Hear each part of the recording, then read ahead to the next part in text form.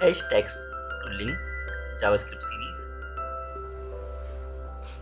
Inside the HTML, h2 id out to show output here.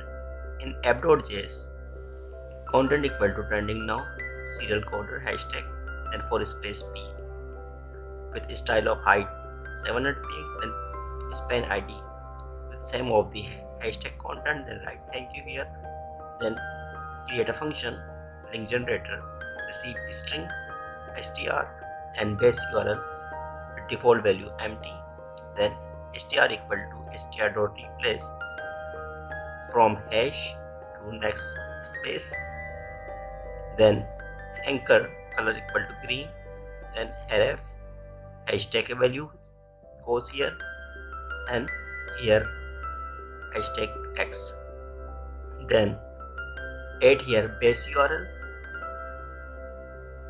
return str, then output inner html equal to content.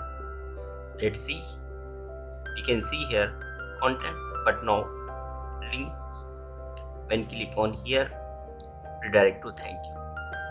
If I add any domain here, we can see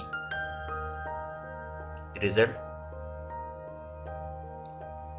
If I click here, we can see load that specific domain.